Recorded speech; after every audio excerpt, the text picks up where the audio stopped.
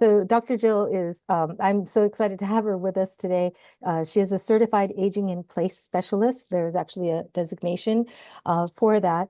And you'll be able to see her just, I can't really go, it would take me like 10 minutes just to go through her profile and all of her, bona fides. But she is very, very well versed and active in this whole space of, accessibility, universal design, this whole idea of aging in place. And so I'm so excited to have found her and that she's willing to speak. She's actually speaking to us from the East Coast, so they're 3 hours ahead of us. And so I really appreciate your time and willingness to be able to speak for us this evening. Thank you. The information here you can see on my LinkedIn profile, so I'm not going to go through all of it. I am an aging in place subject matter expert. I've been in the field for a little over 20 years. I know a great deal about the market itself. And oddly enough, in the past 4 months, I have done more demos of my software to realtors than to almost anyone else, because realtors want to know more information about accessibility, universal design, and downsizing, because we have such a low inventory of accessible housing. And so that's kind of what I'm going to be running through tonight. As seniors overwhelmingly want to remain in their own home. And for the most part, that's probably a good thing. But the problem is over time, their lifestyles, abilities, and health have changed. And their home may no longer meet those needs. So that's when it's time to think about, what do I do next? Do I look for something that's accessible? Most seniors don't know what accessible is. That's your job to help them walk through that market. By 2050, a full 25% of our US population will be 65 plus. And that, when I saw that statistic, that was just amazing. So, as I said, does this home meet that person's abilities, health, and lifestyle changes? Again, the question is, do I move or do I stay? One of the biggest problems seniors have is falls. 75% of ER admissions for seniors are due to trips and falls in the home. Those are preventable. That is why I created the software Silver Spaces, which is at silverspaces.com. 9 years of research went into creating the senior home safety assessment, and realtors are now starting to find it an absolutely phenomenal tool to help them guide their clients to accessible housing. This is especially important to those realtors who are less abled and need to know what kind of property they need to enter with a client. So it will depend on how your MLS is allowing you to list your properties, as to how much information you can put on that listing for accessibility. Big question: age in place or move? Huge question. One of the things that this assessment does is ask questions about the community. Has it changed? Is it still the right community for this person?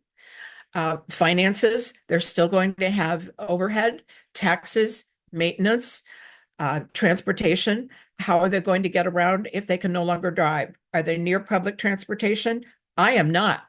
So I need to think about what I'm going to do if and when I can't drive. Do I have Uber or Lyft? Do I have senior transportation? What are my options? Health. Can healthcare come to me when I need it? Am I able to get Teladoc through my health insurance? All kinds of questions need to be answered. This is a decision-making process. And socialization is the biggest barrier to remaining in your home as your age, because we tend to get more isolated. We tend to not do the things that we used to do because it's not as simple. So the question then becomes, what's the right decision? Do I make modifications and remodel the home I'm in? Do I buy a home that has the things that I need? Do I move in with family? Do I consider an ADU or an accessory dwelling unit? Those require zoning changes. They're becoming extremely popular across the nation. Those are some of the options that you might need to discuss with your client and find out what is really the best option for them. In many cases, that home has come too big. So many seniors move into a home that had their kids, 3 bedroom, 2 bath. Now it's just 2 people. or maybe it's a widower or widow. That's become too big, which means it's going to be difficult to take care of. It's going to be more dusting, more cleaning. It just no longer meets their needs. There may be too many rooms that they don't even use, and it may no longer be a safe space. There may be too many stairs, or the flooring may not be the right type. It may be a slippery type of flooring. So their personal situation may have changed too, with a divorce or a death or something like that. So there can be a lot of reasons that people are asking the question, do I age in place or move? And you are there to help them walk through this process. So these are examples, health examples that people come across. Multiple sclerosis, dementia, diabetes, seizures, stroke, Parkinson's. They again can cause ability problems, the decreased ability to get around the home and agility. Again, loss of hearing, loss of vision, loss of balance, not being able to reach as high, sit as long, stand as long, rising from a chair, rising from bed. Those are all things that need to be considered on whether or not remaining in that home is the right choice. Are there solutions? You bet there are. Are those the right solutions? Those are for you to help your client decide. And what can they expect in the future? Do they have a condition that may change in the future? Do they need wheelchair accessibility, which means those doorways need to be 36 inches wide and not 32? So there are a lot of things that go into what is called accessibility, and you will hear more of that word as we go along here in the market because it's becoming a more popular word to use because that means all people can use it. Same thing with visitability. That word is used meaning all people can visit the house, regardless of their ability to move, to ambulate, walker, wheelchair, doesn't matter. All of these can be managed with modifications if that is the right choice for that particular client. So, what are the basics of home accessibility? We do not need to change. It's our home or a home environment that needs to change. So what we're looking for in this home safety assessment is zero-step entrance, at least one in the house. And that one is the one that people come and go through the most. Could be through the garage, could be through a side door, could be through the back door, whichever one, that's considered a primary entrance. And it should have no threshold, nothing that would cause them to trip over. The kitchen, bedroom, bathroom, washer, and dryer should all be on the same floor. No stairs, otherwise you're looking at a lift or possibly ramps, and you want to avoid those if you can. The door width, depending on that person's needs, generally they're built at 32 inches. If you have someone that is in a wheelchair now or knows there may be a wheelchair in the future, or someone in the family has a wheelchair, that then goes to 36 inches. And that is crucially important. No throw rugs, non-slip floor covering, no rips, no tears. These are the things this home assessment looks for. It's super easy to use. You can slip right through it in 45 minutes or so, depending on how much of the home you want to examine. And I'll give you an example of how many different rooms you can look at. And another one is unobstructed pathways through a home. As we get older, we tend to accumulate more furniture because Aunt Mary died and I really, really like her table. So I'm going to put it in my living room. And then, oh, yes, so-and-so really wanted me to have this. Oh, I really, really like that. I found this at a flea market, and it just becomes crowded. What happens is you've now got obstructed pathways. Those are trip and fall dangers. That's what we're trying to lessen, is injuries to older adults. This is an example of some universal design features that I mentioned. Here you see the one on the left is obviously not a zero-step threshold. That's dangerous. That is a trip and fall hazard. There are now mini ramps that you can put up to those surfaces so that you do not trip on them, but your foot can glide over them, as can a walker or a wheelchair. The one on the right is obviously a zero threshold between floor surfaces. So you see two different floor surfaces, and this could even be hardwood flooring to carpet, ceramic tile to carpet. There are all kinds of zero thresholds that can be installed so that there are no trip and fall hazards. In the lower left is something called a rocker light switch. As a doctor, I consider this to be joint neutral. In other words, I'm not having to bend my fingers. So anything like I can say this, rocker light switch, where you don't have to bend your hand is a better choice. And on the right is another example of a raised threshold that's already pre-made to go between rooms so that someone cannot trip over it, but can roll over it. These are examples of trip and fall hazards. Your famous area rug, which so many people want to have, they like to have that under their feet, unless they are taped down or unless they have some kind of way of maintaining it to keep it from coming up off of that floor surface. That's another trip and fall hazard. That is one of the biggest hazards in a senior's home for trips and falls. Those trips and falls can account for over $30,000 in medical bills. And it can cause someone to end up in a nursing home because they can no longer take care of themselves because they have a hip fracture or some other kind of fracture that has really devastated their life. These are preventable. The one you see in the center, frayed carpet. What's the problem? We walk over this all the time because we don't see it. It's just part of our normal environment. But this is a trip and fall hazard. So watching out for this is one of the questions that's asked in this assessment, as are overloaded electrical cords and a walking path. We have too many things across the room, and we're all guilty of this, especially at Christmas, plugging in too many things into an outlet and having to stretch them across the room. That's a trip and fall hazard, and we're trying to get rid of those. This is an example of what we call C and D handles. Remember, I told you this is joint neutral. So a C and D handle only has you bend your hand just a little. We're not talking doorknob. I'll give you the example of holding a tennis ball. This is what it's like to have arthritis in your hand. So it's difficult to do a doorknob. It's difficult to get your hand around knobs on cabinetry, bathroom, kitchen. So these C and D handles make it so much easier. The same is true for lever handles, which you see at the bottom. Those are door handles. Pushing down or pulling up is so much easier than having to get your hand around a knob.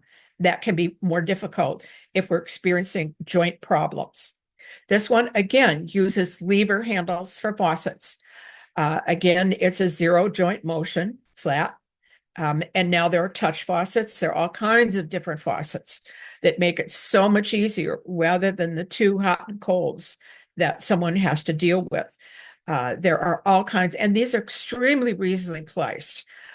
So that makes injuries so much less noticeable, or so much less to happen. Same is true with the tub and the sink. Lever faucets are so much more preferable. I apologize. This bathroom has amazing things in it. As you will notice, this particular faucet goes up and down. So if you have a seated user, the person can then move it down for that. If you have a caretaker that is taking care of someone who's a seated user or sitting on a tub bench, that then can be adjusted to them. Or maybe you have a short person and a tall person. The same thing is true there. And you will notice in this instance, there is a grab bar that serves a dual purpose. It's for stability and it's right over the lever faucet. And then you have the regular grab bar on the wall. On the right is another example of that adjustable faucet. They are absolutely amazing and they're not that expensive. I have arguments with contractors all the time about them telling me it's so much more expensive to build an agent-free universal design home, and that is simply not true. And I can take them to Lowe's and show them that, but I'd prefer not to. We prefer 3 sources of light in a room, and we give examples of them. Obviously, the natural light is the best.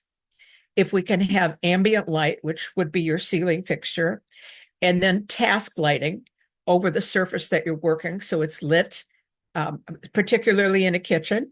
But if you have someone who does crafts, someone who reads, someone who does needlework, making sure that they are having the appropriate task light is so much more friendly on eyes as our eyes age. It makes doing that so much more enjoyable. So we recommend 3 sources of light. And the assessment does ask this. Again, so many people think grab bars are ugly, and I'm telling you, I've never seen more gorgeous grab bars in my life. The market is flooded with them, and many of them are dual purpose. You can see the one with the toilet roll, another one with a towel holder. The one on the far right, which is black, folds up out of the way. So there are so many different kinds of options. What is the trick? The trick is having it installed properly.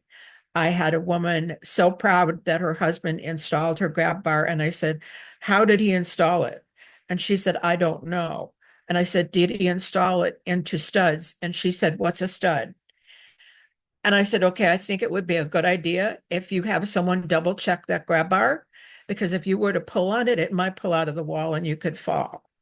So making sure not only that there is a grab bar, but it is installed properly and usually professionally, because they can find the studs. I happen to live in a 102-year-old house. I don't have studs. So putting grab bars in my house is a trick, and I would need a professional in order to do that. This is a scald protector, and very few people have seen this. It screws on to the end of the faucet. And it is very, very valuable for people who have something like peripheral neuropathy, which is common with diabetes. If you have someone with dementia, if you have a child in the house, a grandchild, they don't realize how hot the water gets and can get scalded easily. What happens with this is that it turns off at a certain temperature and then comes back on when the water has cooled. So it can be a very, very simple, I think it's like $24. It's a very, very simple solution to what could be a very dangerous situation. This is an example of very common universal design. On the left, you will see the sink is raised. Why? Because they may have a seated user, someone in a wheelchair who needs to roll up under that sink. And you can see that there is a very simple mirror for the very same reason, and all of the toiletries are within reach. The center one, the appliances are much lower than you would normally see them. And that is because you don't want people bending over too far. Sometimes putting dishes in a dishwasher, they have to bend all the way over. And if they have back issues or they have balance issues, bending all the way over to put something into a stove or to a dishwasher can be an issue. On the right, these are becoming very, very popular. They used to be called barn doors, and now they're called self-closing doors, which I think sounds a heck of a lot more pretty. One of the things I like about these that, is not intuitive. If you have someone in a bathroom and that door opens into the bathroom, if someone falls against that door, you can't get in there to help them.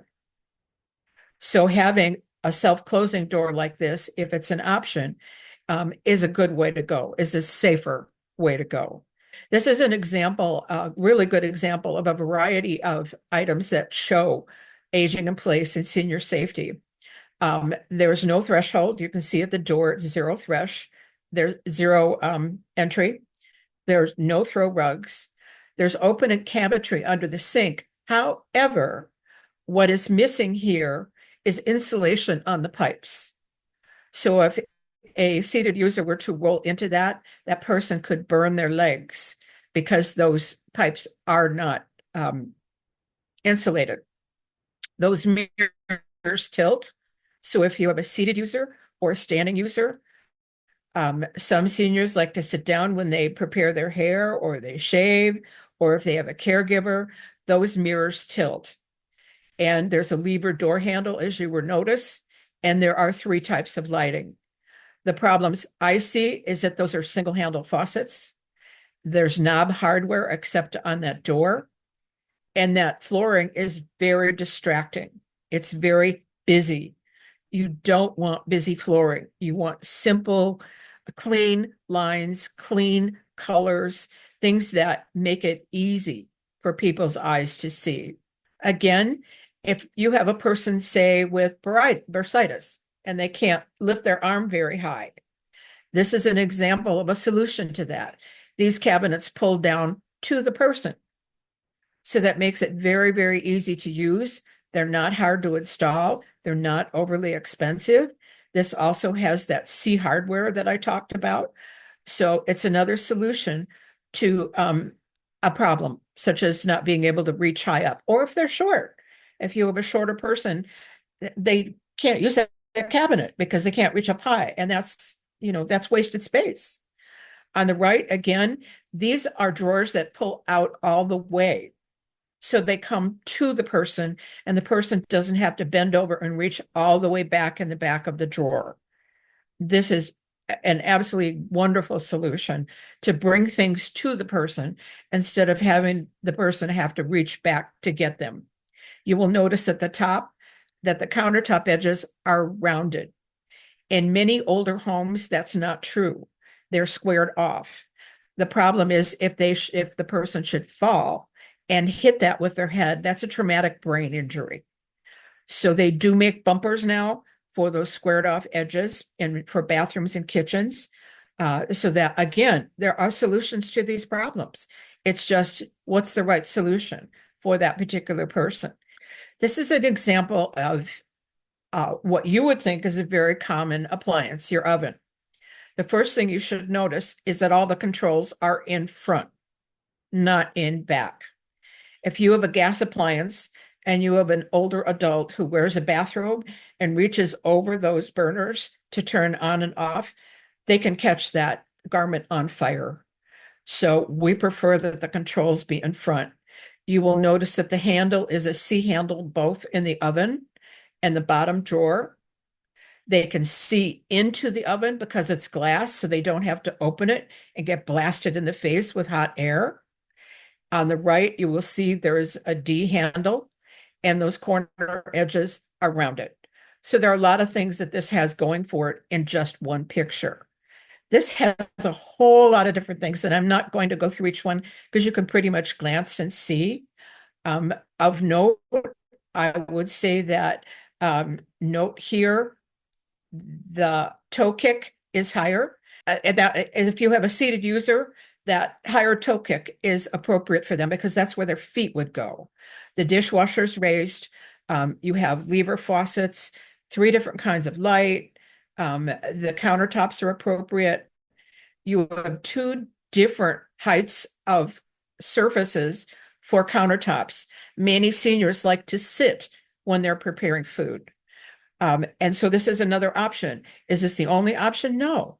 You can buy rolling carts that are lower so that they can still prepare that food sitting down rather than standing up. This is an example on the left of what happens in so many older adults' homes.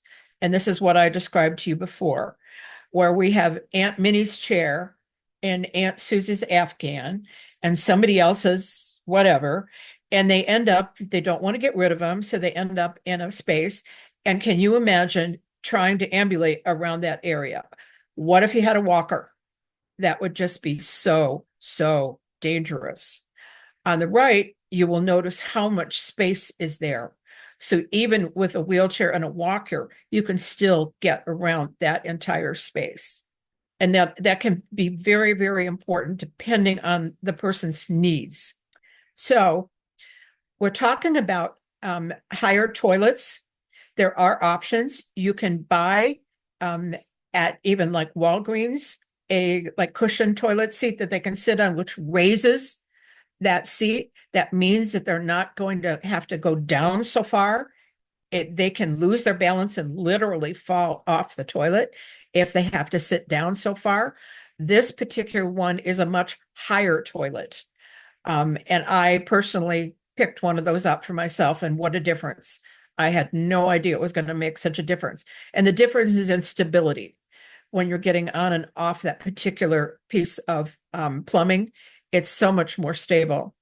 In the center, again, you see the drawers that pull out completely to the person so that they have full access to the things that they need. And on the right, you see the walk-in shower, which are becoming a lot more popular. There are roll-in showers, there are walk-in showers, there are all kinds of options. Again, what does this person need now? And what do they need in the future? What is their preference? If you're talking about the only thing they have a tub and they need to put in, then you're talking about cost. What I tell people is to start out with, go through this assessment. It will tell you exactly what you need. And then you need to decide which are the most urgent things I need to do now. And do they fit my budget? And I warn people, don't overdo it and price your house out of the market because you've made so many changes. Just as if you went and put $50,000 into a kitchen, that house may be harder to sell now because you have done so much. So you have to be aware of your budget and a client's budget if you're working with a client. This is an example of a merry-go-round, which I think is kind of unique. You don't see these too often. And this allows for this corner space to be used really, really well. She can reach everything at every level. I'm all about vertical space. Vertical space saves so much counter space. Instead of having things spread out across the countertop, she has them vertically arranged and she has them rotating so that she can reach them easily. This is a perfect example of the color differentiation between the wall and the floor. What we do not realize as we grow older is that we start to lose our peripheral vision.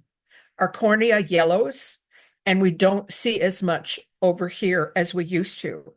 When you have color differentiation between the wall and the floor, your brain can tell you where you are in that space.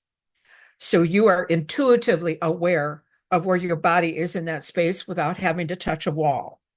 So having whether you have a dark wall and a light floor or a light floor and dark wall doesn't matter. It's the color differentiation that makes such a big difference.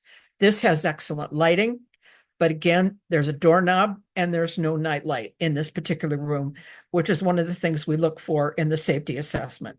This one on the left is quite the genius. I never would have thought of that. I thought it was a genius until I thought, okay, what if she falls getting off of it? What if she doesn't, there's no grab bar there? What if she doesn't have stability?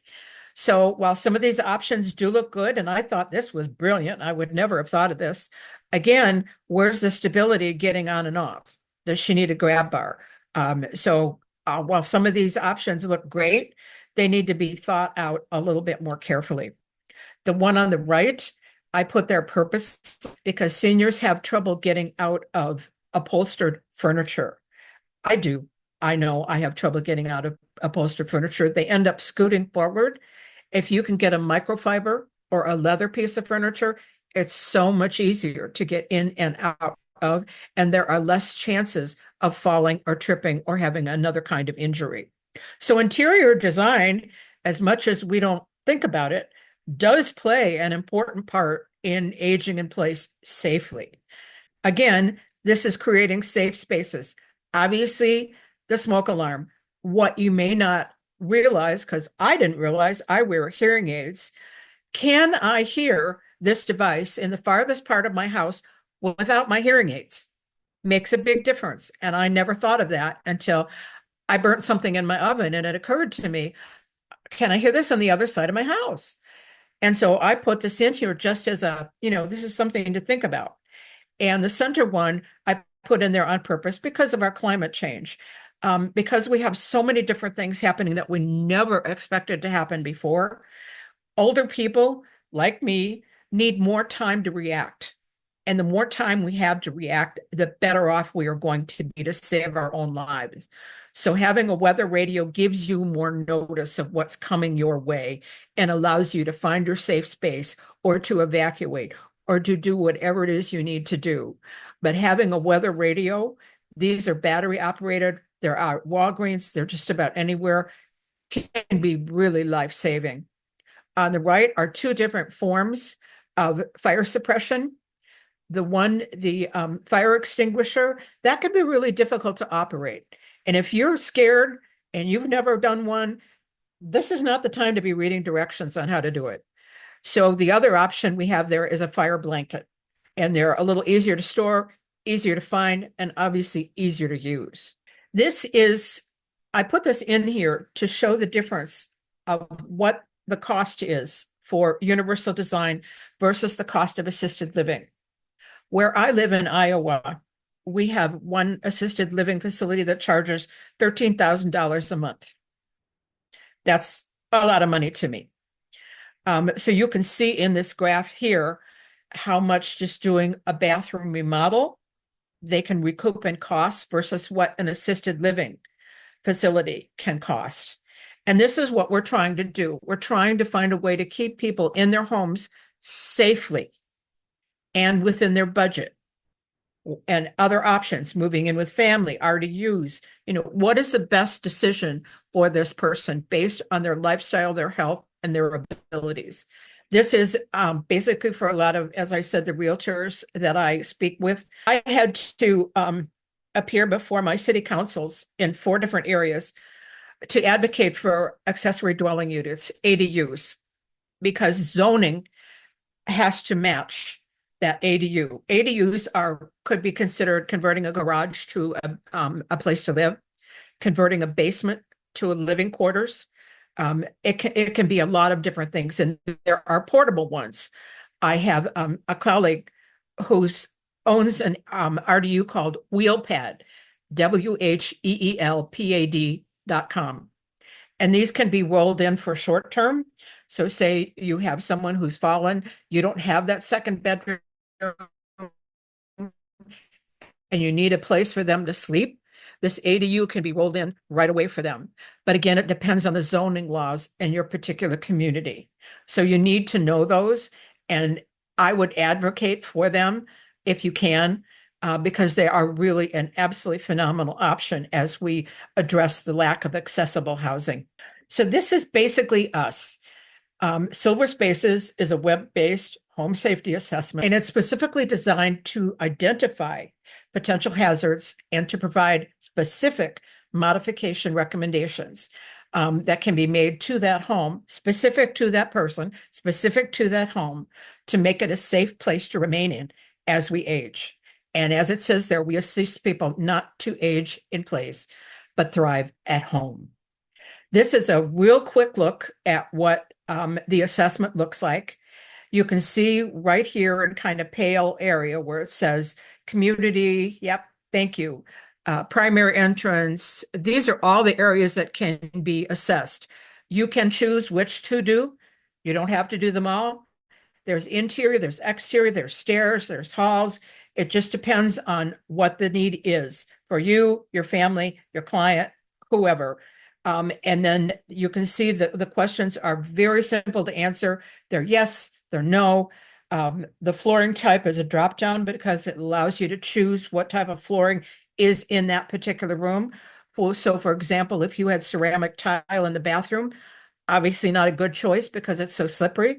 So the recommendation that would follow that would say this is not a good choice because it's a slip and fall danger.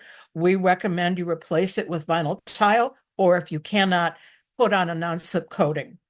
So our recommendations are what have brought us nationwide attention, because our recommendations are so specific and give people so much information. So here's pretty much, who we are. We're unparalleled in our scope and use. We look for potential places for improvements in a home.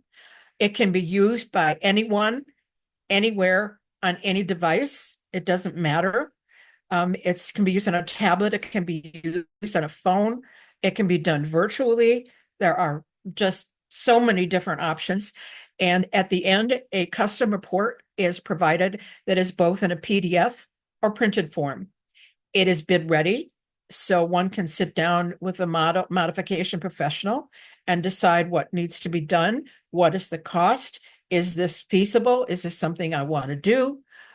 So there are a lot of options. This particular assessment gives an enormous amount of information to the people who use it. So this is basically our information.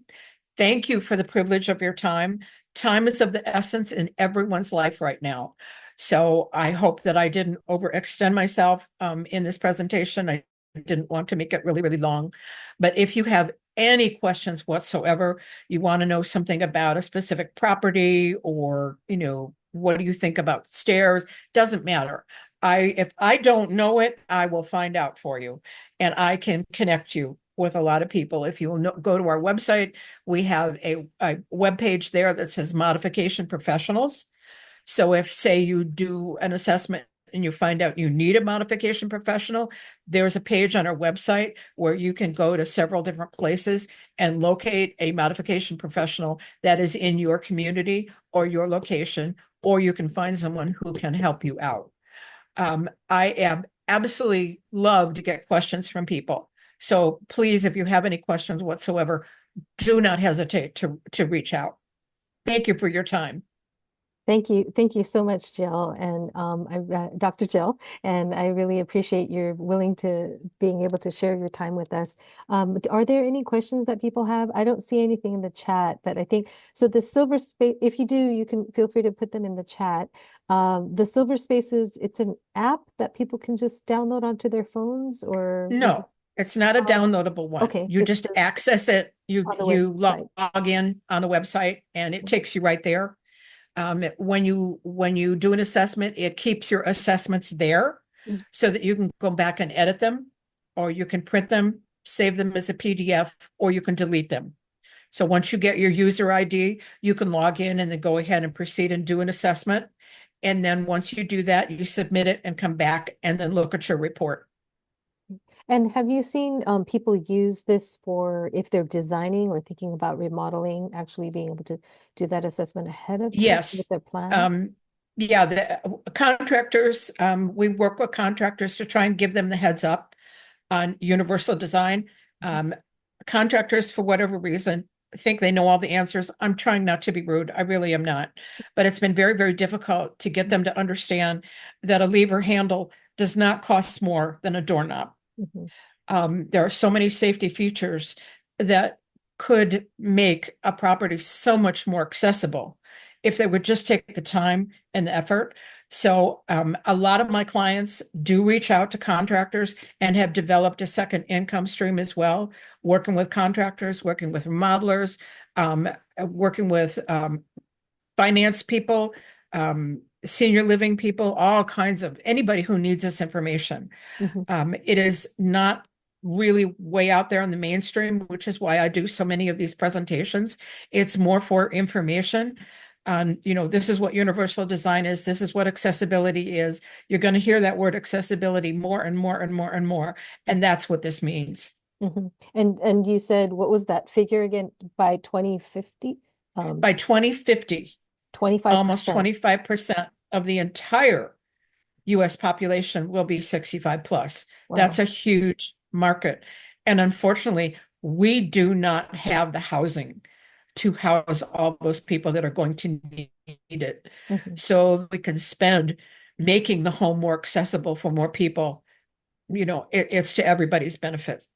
Mhm. Definitely. I mean, because this is not just for, I mean, it definitely is helpful as as we grow older and if we have aging parents and, nearby. But I think it's also being able to anticipate ahead of time, like when you're remodeling, even if you don't need it right away, it could be something that can help you in the future. Because like when I remodel my bathroom, I'm not planning to do that again for another, 20 years or so or more. Yeah, And so it makes sense to do that. Or even if you're thinking you're going to eventually sell, to be able right. to prepare ahead of time so We that work with you're a ready. couple of university HR departments who offer this as a benefit to their employees Mhm, so that they can do this assessment ahead of time, knowing what they're facing or mhm, maybe what their parents are facing, mhm. so that they can, as you said, plan ahead.